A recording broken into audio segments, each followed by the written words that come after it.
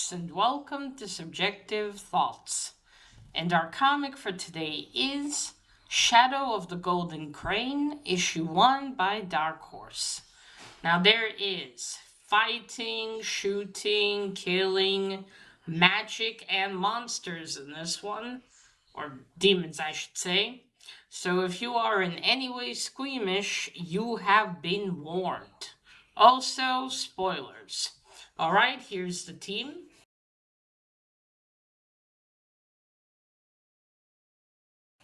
So, this is a new series from the world of Hellboy.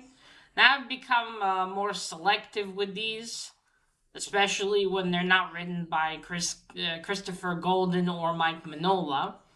This is written by Chris Robinson, who I might be mistaken, but I think he wrote a story in the Hellboy book that I've read, perhaps.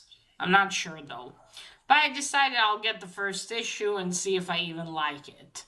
And then subscribe, even though it's a short one. But I've already had some disappointments. So it took me a while to get this one. The shipping has been quite fucked here in Israel. But finally, I've received it and read it, so let's get into it. So we start with some, not flashbacks, but narration and memories of this character. Susan, Asian surname, I'm not even going to try to pronounce. Chinese, I believe. She's telling on how she and I think her little sister were told stories by their grandparents about the Golden Crane Society, some kind of secret society of warriors, Chinese warriors that look kind of like the BPRD in a way, basically. And she didn't realize until she was older that those were not stories. Then we have her in her office in Fairfield, Connecticut. It is 1963. She's talking on the phone to someone, I'm not sure who. And she's remembering all of this, and did it mention where where was it? Were they? I don't know, it doesn't say where she was in the beginning. Right, so she's talking on the phone to someone. I for some reason think it might be her sister, but I'm not sure. She can't come to something, and then she gets a vision. That's her, by the way. She gets these visions, and she gets a vision with Hellboy and another BPRD agent by the name of Vic. She tells Linda, those that she's on the phone with, she'll call her back later. She has to go. She grabs her jacket and runs out. In the entrance to the building, we see Hellboy and Vic, or Victor. They're on their way to Portland. And Hellboy asks him, are you excited to go to Portland? And then Susan runs up to them and says that she has to join them, that she saw something. And Hellboy's like, okay, go grab your bag, we'll wait for you here. In Portland, Oregon, they are fighting this demon thing that's attacking people. Hellboy's fighting it off, but he needs some help. So Vic, it looks like his ability is to make creatures with his mind or his spirit. Because he sits down, Susan tells him she'll clear the way, she'll do crowd control. He sits down in a meditative pose, and then it looks like a spirit comes out of him. It's in the shape of a gorilla. And then he starts fighting alongside Hellboy. And Hellboy's like, about time. So they're fighting this thing. And then I think Susan then notices something on the creature's neck. And then she pulls out her gun and she starts shooting at it. And the creature knocks her back. And then she gets another vision of men, women, children all throughout the ages. She says maybe ancestors of hers. or who had, oh no, I think it's people that shared disability. And then she goes back to, she says the strongest one, she's here. Her name is Bai. So we'll just call her Lady Bai. We see her, it's like the end of the last century in, where was it? Was it China? Oh no, maybe not China. I'll just check where it was. Speaking Mandarin. Wait. Ah, there it is. Wait, no.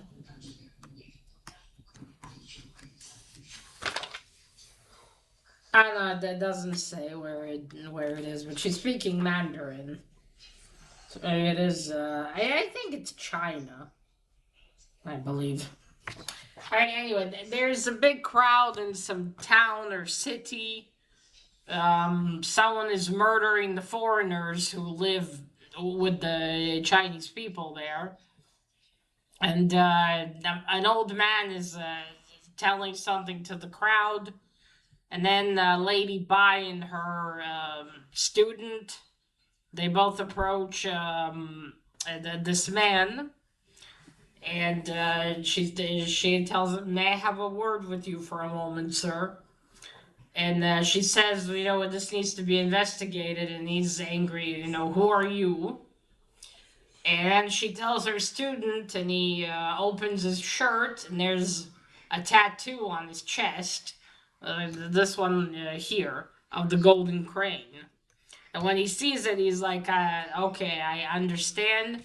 He tells all the people to go back to their houses. And Lady Bai and her student start to investigate, or her assistant. I guess you need the male. I mean, I'm guessing a woman's not gonna open her blouse or dress and show a tattoo like that. Couldn't they just do one like on the shoulder or something? It was like the whole chest. Oh well, never mind. Or maybe ladies do it somewhere else. I wonder.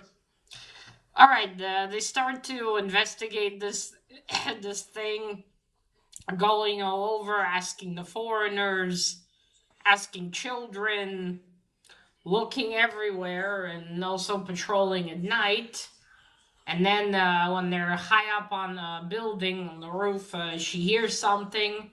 She goes down first. Her student follows, and a demon thing has cornered a mother and her children.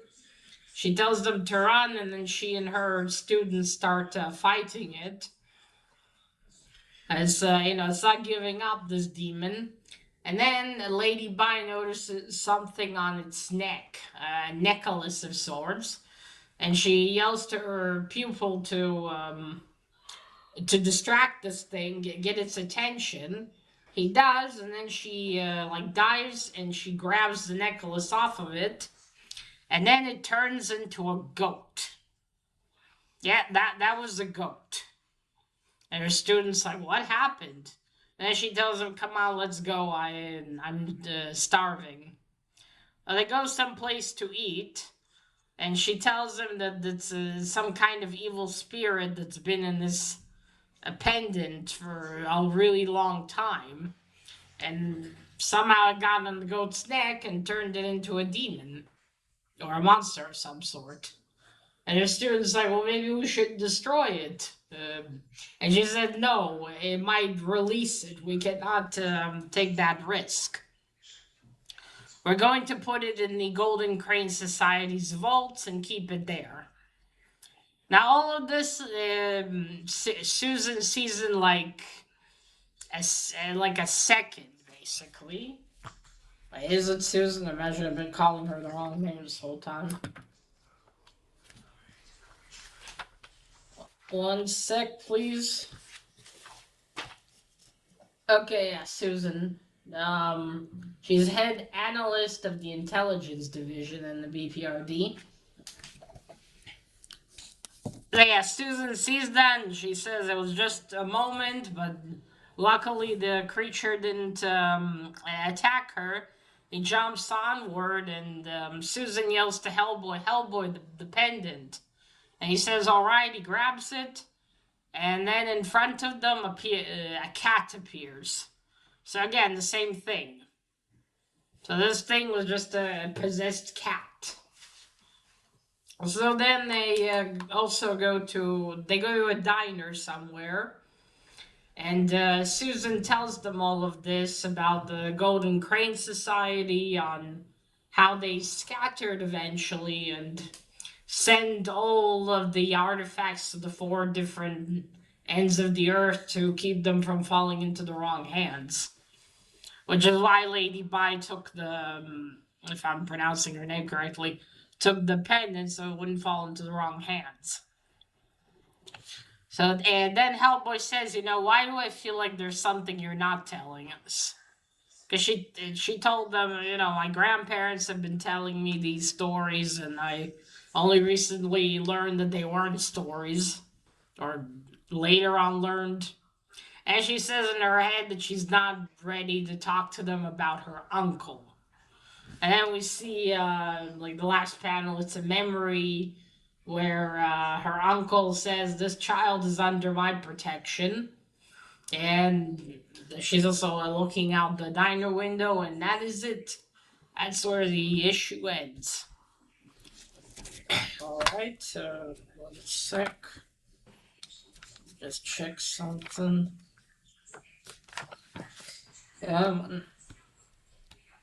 Pendant kind of looks like a chip also. The triangular one. Come on. Yeah, okay, that's the last panel, and it's to be continued. And she can't help thinking this is all connected to something that happened to her a long time ago. I forgot to say that. Alright, so first the cover. It's not bad. You got the center, you got Susan, you got Hellboy. This is what Vic turned into, Lady Bi, the Golden Crane. It's not bad. Now for the art. The art style is decent. I can't say I loved it too much, but it's decent. Quite frankly, the story's far more interesting, so I'll keep reading this series, but if the story was also not much, I would have just given up after this one. So I think that's Susan, that's her little sister. But yeah, no, the art style is decent, but it's just, I don't know. Oh yeah, I forgot to say, she sees a vision of Hellboy and Vic. There we go, Victor. I'm not gonna try to pronounce that surname. I see Susan's getting a vision. There's Hellboy and Vic with her. So yeah, art style is decent, but I can't say I liked it that much. But hey, anything above Miss Truesdale and the Fall of Hyperborea, I'll take it. Okay. So that was the art. Now for the story. Like I said, the story really piqued my interest, so much so that I subscribed to the rest of the issues. It was very, very interesting. The secret society, we got the Susan, the agent. How did she land with the BPRD? Why did the society scattered? Is Lady Bi perhaps an ancestor of hers? I don't think so. Maybe it's just this ability she has just went through to so many people, perhaps. Who knows? Maybe that's it. But yeah, it's very interesting. I can't wait to see where the journey leads. Now, this is a 4-issue miniseries, so I suppose maybe there'll just be either a hunt for more of the artifacts to find them, or probably combined with what happened to Susan when she was a kid. But I wonder what's going to be the end goal of the story. Will Susan come out of it knowing more, or will she come out of it at all? Perhaps this will be her demise. It does happen sometimes. But yeah, this story out of the world of Hellboy does seem to be, so far, pretty decent in its first issue. Hopefully, I will not be disappointed by the rest. Oh, and also, look, there's the cat demon, and there's the goat demon. I was so surprised there was a goat. I was like, holy shit. But if you look at the creatures, you can kind of see remnants of what they were when they're turning into this demonic form. But yeah, good first issue. I wish the art was done by someone else. Or maybe possibly Mike Manola, but I think that's a bit too much to hope for. It's like Mr. Manola's not as invested in drawing all of these like he used to be. That was just sad that he's not writing them either. At least that, you know. So yeah, I'm gonna be way more selective of these World of Hellboys from now on. Because, you know, no Mike Manola, no Christopher Golden, no David Stewart on coloring. It makes me sad. That's like my, you know, the top people for me with the Hellboy stuff. But it is what it is. I think this might be an enjoyable one, a mini series, but I'll see. I'll see. All right, folks. So that is it. Let me know what you thought of Shadow of the Golden Crane. If you read it, and that is it. Remember, collect what you're passionate about. Share it on YouTube. Bye.